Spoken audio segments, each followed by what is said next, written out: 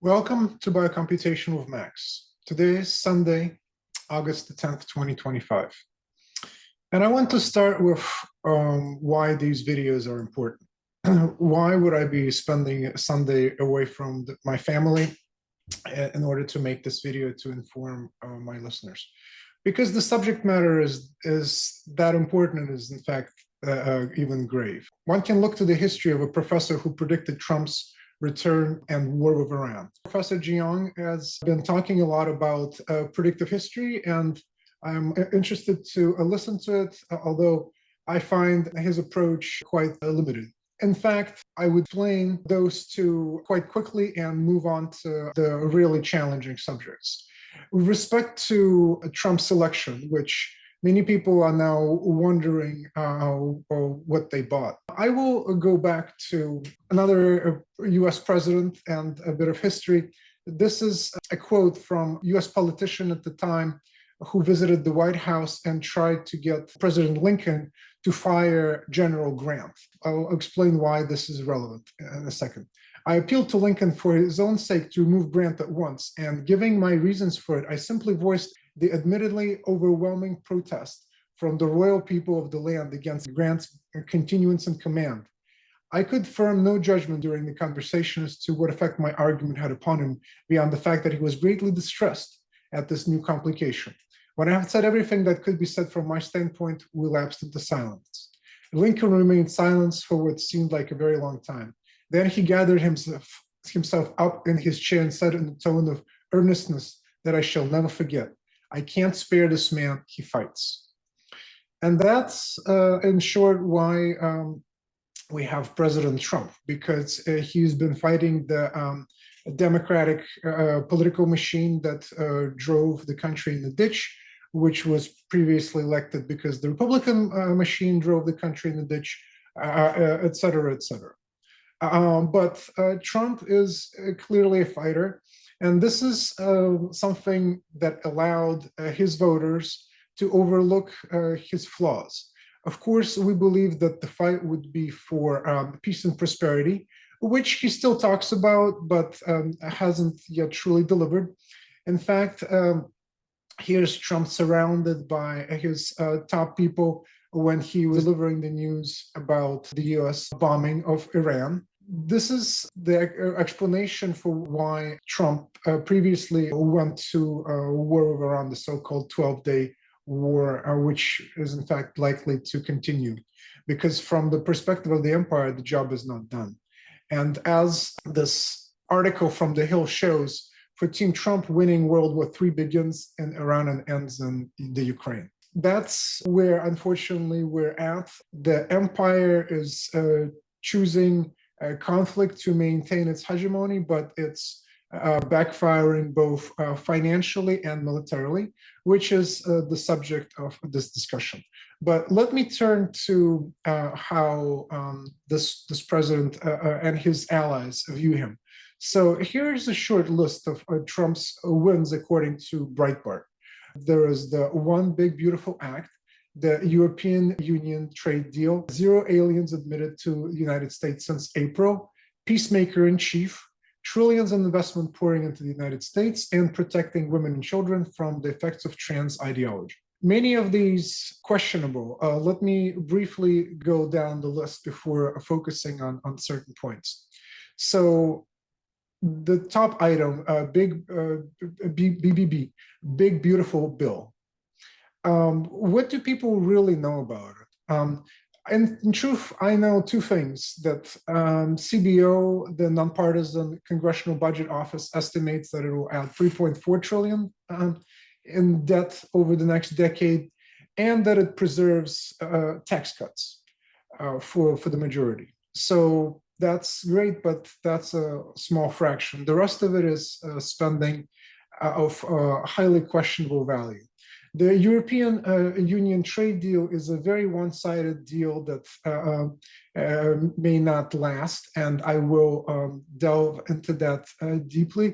In fact, Ursula von der Leyen is in no position to finalize that deal. She is, according to European laws, allowed to initiate this kind of discussion, but Ratification requires the approval of European Parliament and member nations. Now, one area where Trump has been successful, this is his post on Truth Social, cutting illegal migration. And in fact, he writes this as net negative migration. This is an important aspect to control the nation's borders, but it's something very basic, although previous administration wasn't fulfilling that obvious duty. So I give him some credit. Peacemaker in chief, as I'll show you, unfortunately, he's not. Trillions in investment pouring into the United States are definitely unlikely to materialize for multiple reasons. The European Union, for example, doesn't have the money to make these investments, nor do we have the hundreds of billions of LNG that we've promised to the EU, 750 billion over 3 years, and some 100 billion to South Korea. We export about 30 billion worth of hydrocarbons annually. The math doesn't add up. The last item, so-called protecting women and children from the effects of trans ideology, is certainly provocatively phrased. You know, something positive can be said about empowering people to make peace with who they were born as, and ultimately love their own skin, which is a challenge. But this is definitely a very aggressive way of social engineering, and not really a huge win.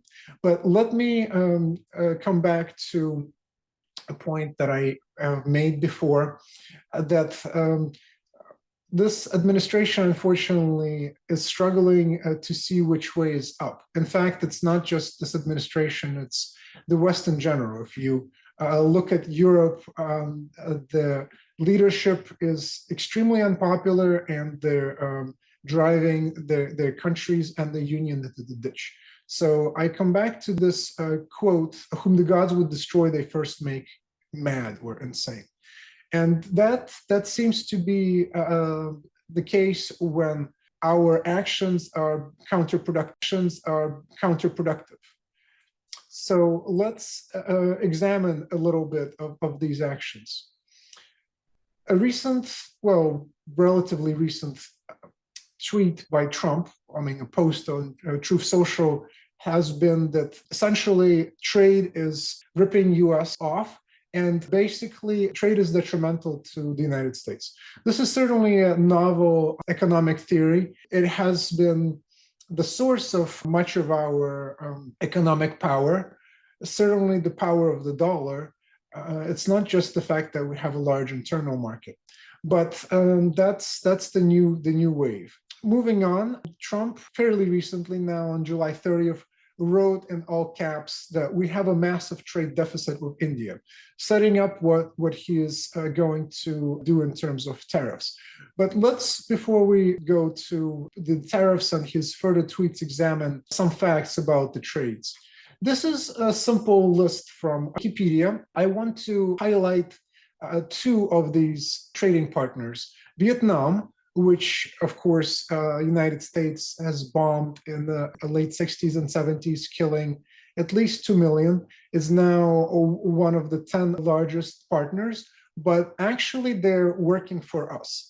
They're exporting to us. In other words, we're importing from them 10 times more than we're shipping to them. So that leads to a massive trade imbalance in absolute sense, 123 billion with change, 3 times higher than the absolute deficit with India. And in relative terms, only 10% of exports relative to imports. Now, compare that to India, which has essentially 50% disbalance between exports and imports, totaling 45 billion. As I said, a little bit more than 1/3 of Vietnam, and certainly significantly more, essentially 5 times more ratio-wise than Vietnam. But this is not completely reflected in the tariff rates, and therefore that can be said to be arbitrary. Specifically, the tariffs on Vietnamese exports to US are now set at 20%.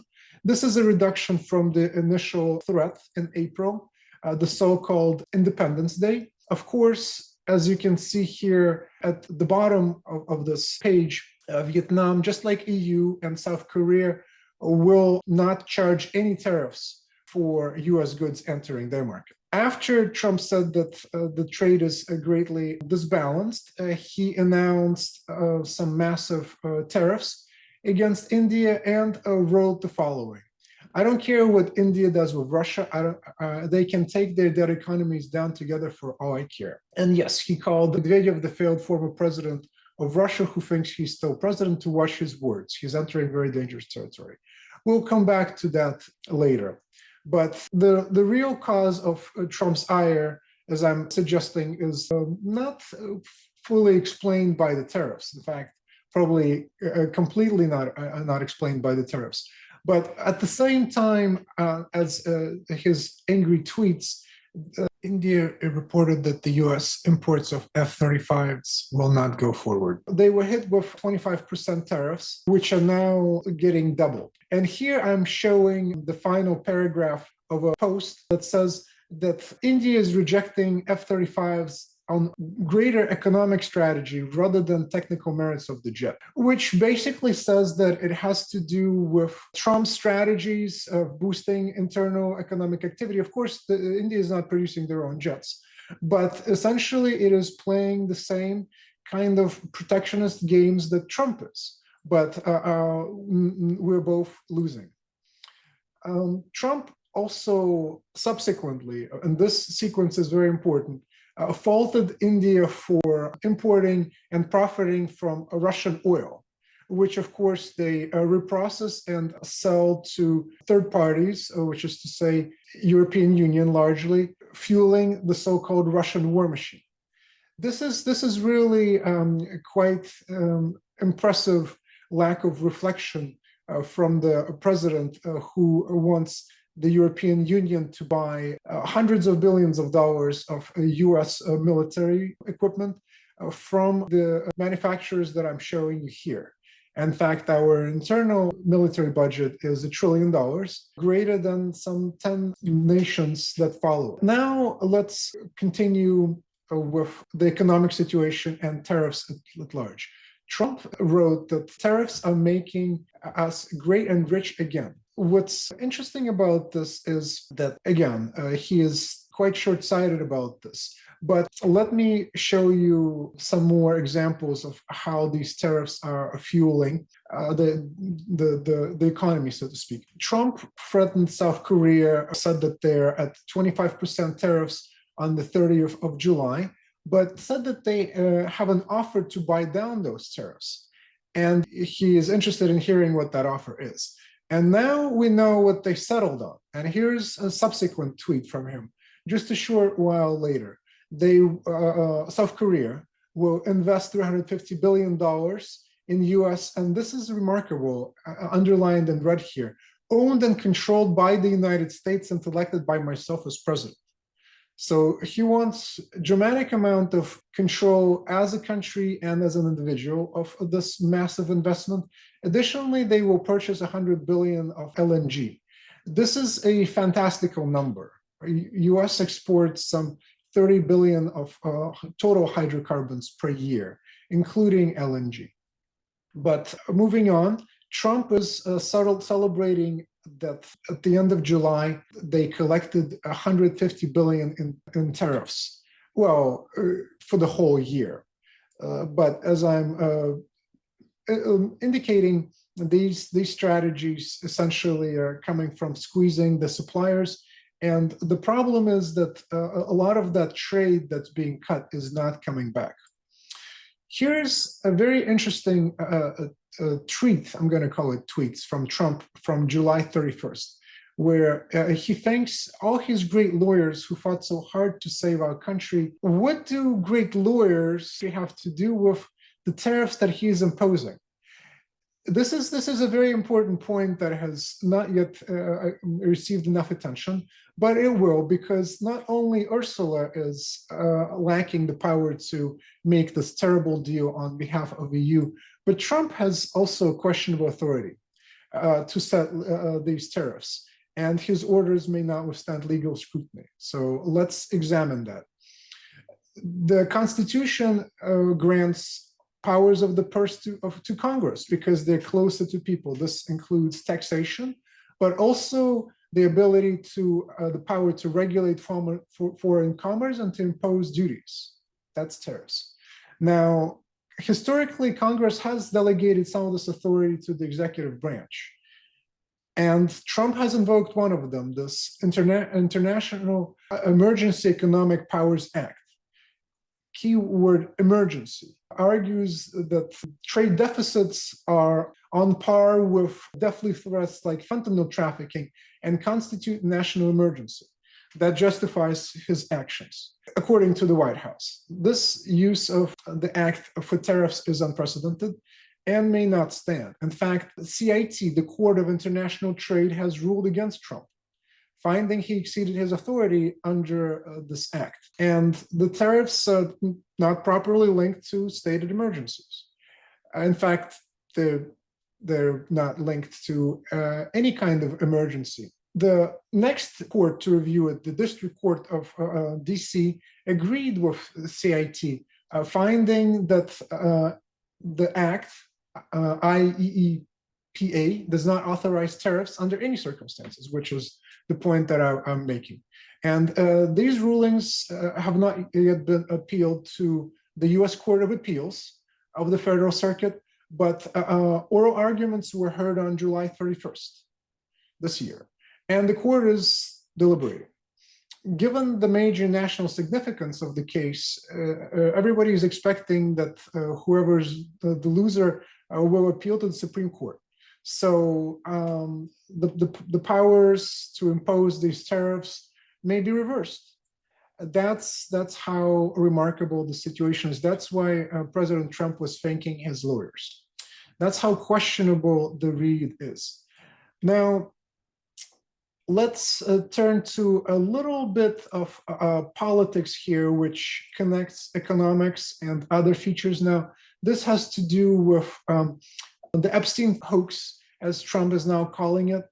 And that caused this very long rant. Back in the good old days, Twitter would not allow such long rants, but Trump has his own Truth Social channel, so he can post this post that's too long to read. But I'm highlighting here in red the two key takeaways. He's calling his supporter weaklings for so-called Democrat work that they're doing by talking about Jeffrey Epstein files. Furthermore, he says, I don't want their support anymore.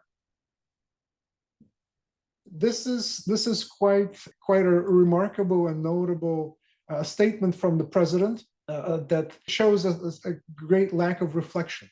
Trump has been becoming less popular. If we look at a CBS poll conducted in the second half of July, we see dramatic change, especially among the youth. As you can see, these are dramatic numbers, but strangely, President Trump doesn't seem to be concerned about losing his supporters.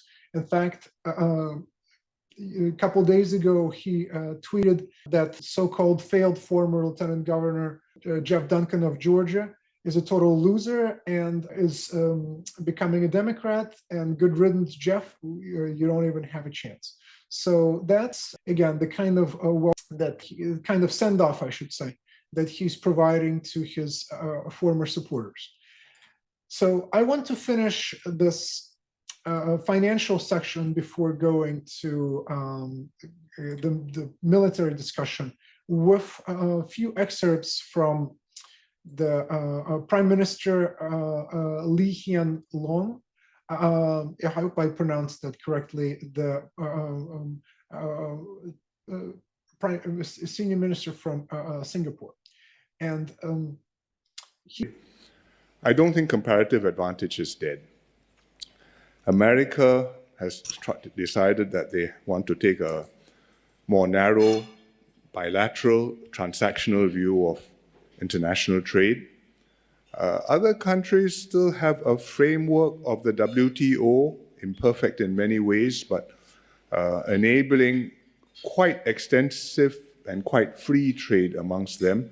One thing I have learned in government is that you can fail to follow an economic principle, but you cannot repeal an economic law.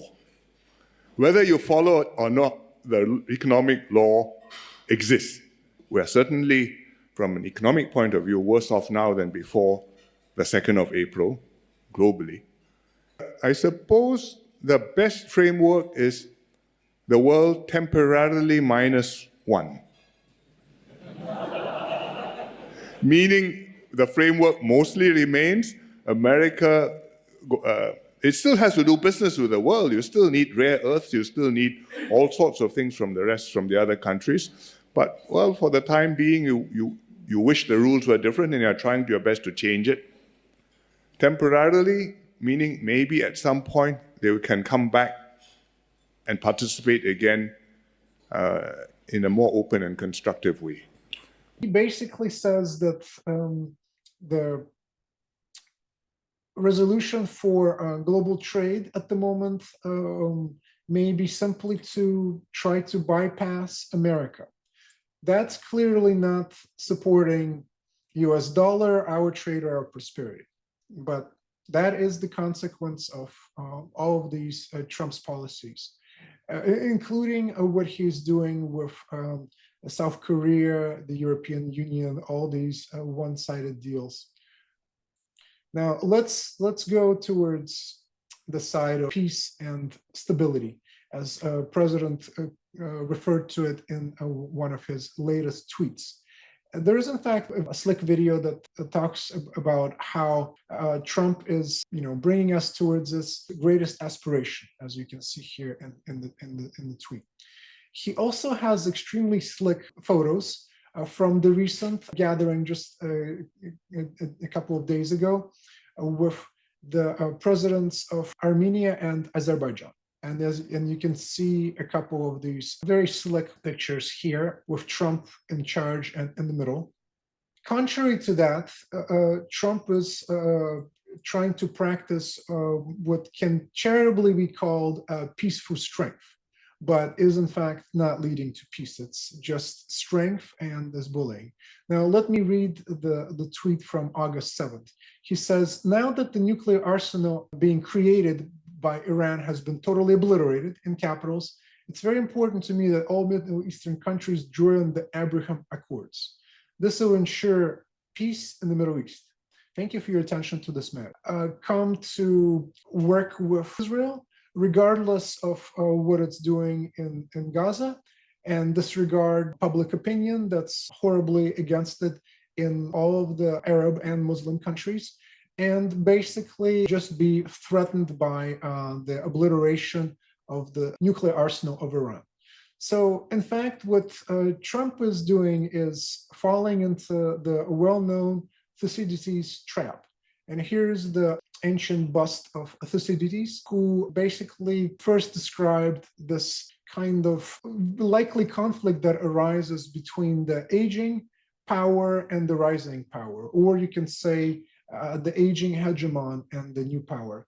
Now, starting from basically the Reformation period, we can look essentially at more or less modern European history, and the so-called case file of Thucydides trap from Wikipedia shows that in the majority of cases, there was either a hot war or at least a cold war. Let's turn to an interesting spat that was created by tweets, essentially by Dmitry Medvedev, first observing on Telegram that Trump reducing the 50-day ultimatum for Russia to make peace before 100% secondary sanctions are imposed on all its trade partners has been reduced to 10. And this is what he wrote. Trump's playing the ultimatum game of Russia, 50 days or 10. he should remember two things. Russia isn't Israel or even Iran. Each new ultimatum is a threat and a step towards war, not between Russia and Ukraine, but with his own country. Don't go down the Sleepy Joe road. Dmitry Medvedev doing his best as the troller in chief. Now, that seems to be part of his responsibilities, which he fulfills quite well. Now, Trump clearly took the bait, and he tweeted on August 1st, based on the highly provocative statements of the former president of Russia, Dmitry Medvedev, who is now the deputy chairman of the Security Council of the Russian Federation. In other words, some relatively obscure apparatchik, although with military responsibility. I, Trump, have ordered 2 nuclear submarines to be positioned in the appropriate regions, just in case these foolish and inflammatory statements are more than just that. Words are very important and can often lead to unintended consequences. I hope this will not be one of those instances. Thank you for your attention to this matter. Trump is descending to take the bait, trolling bait from this deputy chairman of the Security Council, and yet he's sending nuclear submarines. Now, nuclear submarines in general are a second strike retaliatory weapon, a guarantor, part of the nuclear triad, and a key part of what used to be called mutually assured destruction, MAD, approach to nuclear arms. We can destroy you and you can destroy us, so we will hold off. Now, nuclear submarines are supposed to already be on rotation and in position. So this is, in fact, just words. If he's moving 2 new submarines to the position, this is completely unnecessary and is a clear overreaction. And if the submarines are already in place or have 15,000-mile missile range, then it's irrelevant. So this is just what he writes, foolish and inflammatory statements. But again, it's remarkable for him to talk about how words are very important and can often lead to unintended consequences. Let's review a little bit. Trump tweeted that Iran should have signed the deal. I told them to sign. What a shame and waste of human life. Simply stated in capitals, Iran cannot have a nuclear weapon. I said it over and over again. Everyone should immediately evacuate Iran. Tweeted Trump. There was a mass exodus of Iranians, a city of 9 to 10 million. So that was not careless. We now have complete and total control of the skies over Iran.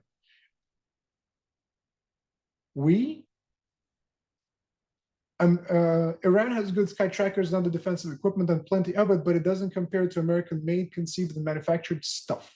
Nobody does it better than the good old USA. So we are invading Iran's skies, where we're in complete and total control.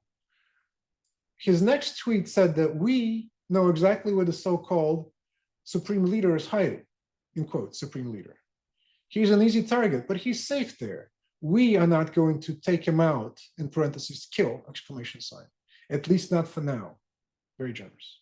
But we don't want to we don't want missiles shot at civilians or American soldiers. Our patience is wearing thin. Thank you for your attention to this matter. So threatening the supreme leader after Israel carried out these decapitated strikes is not foolish or inflammatory words. Now, I'm going to cover just a few more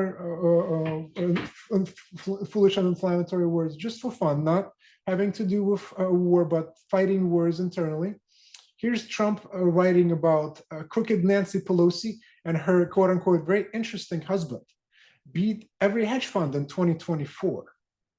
He says, it's all inside information, capitals. Is anybody looking into this? She's a disgusting degenerate who impeached me twice on no grounds and lost. How are you feeling now, Nancy? Very mature. Now, we know what he wrote about somebody who left the party quite recently. This is a tweet from a few days ago, August 7th, about the CEO of Intel. Trump writes, the CEO of Intel is highly conflicted in capitals and must resign immediately. There's no other solution to this problem. Thank you for your attention to this problem. He says to this problem, not this matter. So it's a problem. I don't know what the problem is. I guess I could look into it, but how is this a problem for the US president? That the CEO of a corporation must resign? This is not foolish words. Here's another one. Elizabeth Warren is a loser in capitals. She lies about everything, including the fact she's an Indian. She's not. She's no Pocahontas. Okay, now this is getting a little bit wild. That raccoon is lying. He's not the president. Here's a post from August 7th, how Trump orders nuclear submarines moved after Russian provocative statements. Here, I think it's worthy to review a little bit of history and think about submarines and missiles. We had that kind of an incident. It was called the Cuban Missile Crisis, where Russia positioned missiles on Cuba, but unlike the Ukraine now, which is apparently allowed to be part of NATO and host weapons, Cuba was not. And JFK told Khrushchev in no uncertain terms that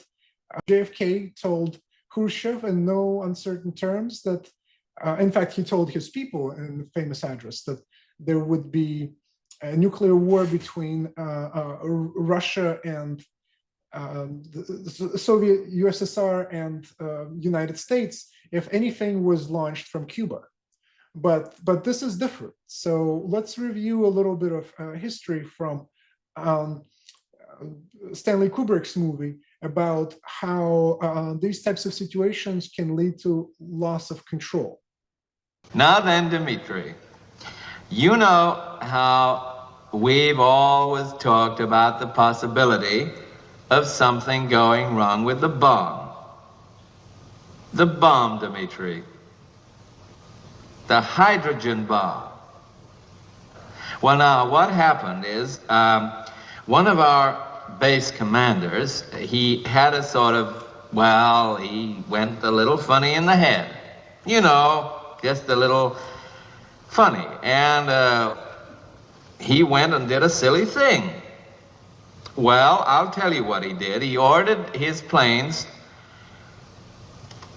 to attack your country.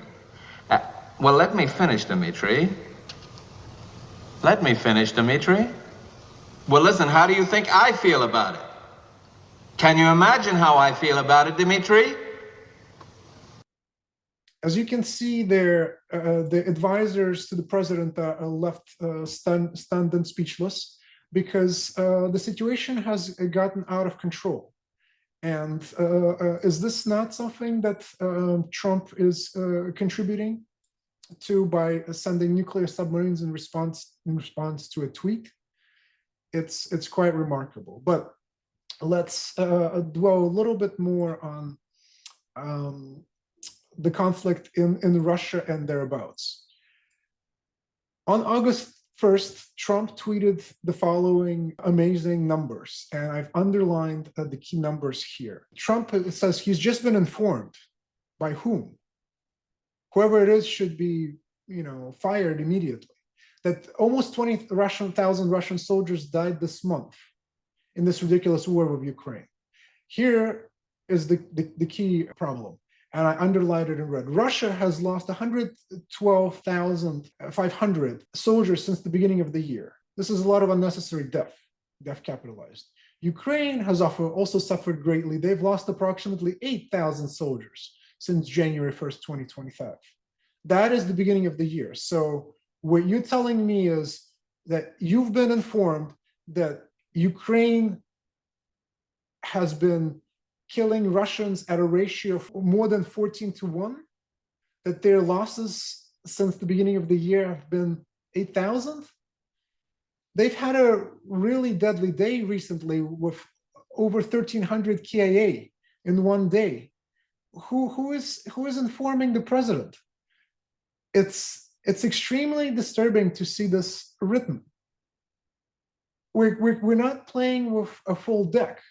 With this kind of information, no sane decision can be made. And it doesn't matter that now Trump is claiming, as he is doing at the end of this tweet, that this is Biden's war, not Trump's. And he's just here to stop it. He's been sending lethal aid to Ukraine from the beginning, and he was very proud of the javelins. He's continued to send lethal aid now. And ISR, the reconnaissance information, targeting information. We know that there is a control room in Germany with American and German generals who are deciding targets. So this is quite remarkable. And yet, a couple of days ago, after making threats to accelerate 100% tariffs against nations that trade with Russia, Trump sending the very hardworking special envoy Steve Witkoff to Moscow. The Western media tried to spin it that it was Putin who wanted to talk to Trump. Does this look like Putin wanted to talk to Trump? Witkoff came to Moscow, spoke to Putin for 3 hours, and the result of that is that in a week there is going to be a meeting with Trump. Nothing has been said about the fact that we sailed through August 8th a couple of days ago when this 100% tariff deadline should have materialized, which indicates that Trump's strong ultimatum didn't mean anything. It just fizzled right out. So now we're looking at these posts. Here's a post from Al Jazeera, Trump and Putin to meet in Alaska next week to discuss Ukraine war. What a remarkable choice. It's interesting that Putin has agreed to it. There have been other venues, UAE, that's been mentioned, perhaps Riyadh again in Saudi Arabia. In fact, people have questioned whether or not President Putin is being rope-a-doped once again by the West, which unfortunately is not at all showing any signs of sincerity, despite this meeting. In fact, Zelensky has already rejected any of the talks that Trump has mentioned, the proposals for so-called swamps of the land. This is all a complete misnomer and misdirection. This is not a conflict about land. It never was. If you look at the ultimatums, so-called ultimatums, the draft agreements that Russia has proposed to NATO for a new security agreement in December 2021, before the start of the special military operation, they wanted NATO out of Ukraine. That was the primary problem. That is the casus belli, and Secretary of State Marco Rubio has, in a moment of candor, even acknowledged that U.S. is in a proxy war with Russia, with Ukraine as our proxy. So that is the root cause that should be eliminated and discussed, but it's not being discussed up front, so it's not going to be resolved. And Zelensky has already said that he's not going to give up land. And of course, the Europeans are deeply committed to this war. They're deeply afraid to lose this conflict. This suicidal behavior has its sick explanations. It has to do with the self-preservation of these failing elites. But the question is President Putin being naive to meet in this venue that in some ways favors President Trump, who is also getting what he wants to right now, the appearance of peace negotiations. Now, the same suits Putin as well. But here's a little close-up of the photo from that Al Jazeera image. Look closely at these two. The intensity of the look in Putin's eyes tells me that he's not being fooled. I would certainly like to and welcome to see any kind of stable peace resolution coming out of the meeting in Alaska, but a simple ceasefire is not peace. It's simply a timeout to regroup. Now, let's talk about another so-called win that Trump is being very proud of. Here's a tweet from yesterday. For more than 35 years, Armenia and Azerbaijan have fought a bitter conflict that resulted in tremendous suffering. Many have tried to find the resolution and they were unsuccessful. With this accords, we finally succeeded in making peace. So as you can see in this beautiful picture with all of these gilded decorations in the background and the presidents signing the accord, Trump is in the center of attention, getting the credit for this peace accord. Now, peace accord would be great, but it's unlikely to last, as I'll explain momentarily. But here's a photo of them proudly showing the signatures, and I'm afraid that's more or less the extent of benefit. It's a photo op. What really happens out of this accord, as this excerpt shows, is a 99-year lease. Now, let me read this excerpt. In Trumpian flourish, the U.S. has deemed the corridor called Zangezur corridor that that connects two parts of Azerbaijan that is split, separated by Armenia. It's now going to be connected by this corridor with land that Armenia ceded to not so much Azerbaijan, but to the United States. This has been deemed the Trump route for international peace and prosperity. So you see, what these nations that have been at war for 35 years needed was to cede that land to US. And of course, there is going to be a peace summit for this TRIPP. This is Armenia's land. They agreed to award exclusive special development rights to this Zangezur corridor for 99 years. Good luck getting it back. US would sublease the land to a consortium of privateers who will develop that land with rail, oil, gas, and fiber optic lines. That's great business. There's a couple of problems.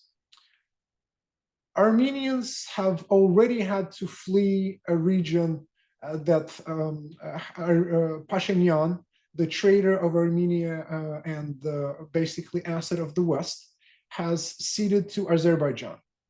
He's broken ties with Russia, ceded a piece of Armenia to Azerbaijan, Nagorno-Karabakh. This is a picture of them fleeing the Karabakh region in 2023. That's his achievement. Some 100,000 ethnic Armenians were ethnically cleansed from that land. And now he wants to give, Pashinyan wants to give another piece of land to this project. It's not really giving it to Armenia, it's giving it to US. Now, it didn't take long for Iran to reject this transit corridor. And remarkably, they said that they don't even care where Russia stands on this. Russia also stands to lose from this deal, and they may very well object. But Iran said, to paraphrase Bush the senior, that this will not stand. Here's an article from Al Jazeera. Iran rejects planned transit corridor. Good luck with that. So to summarize, there is a great gap between the reality of trying to make peace. As you can see, President Trump is looking like he scored a really great victory here in this photo, but these victories, just like the financial victories, are ephemeral. As we make some good bilateral deals here and there, they are one-sided and will not last. Meanwhile, we're losing our place in the proper framework of the World Trade Organization, from which we've willfully excluded ourselves. It's a flawed system, but now we've made ourselves a pariah in that, as well as in our military operations. And this project touches on both the finances and military aspects. And unfortunately, it's a good summary for the unrealized promises for peace and prosperity. If you like this content, please like, subscribe, and share. See you in the next video.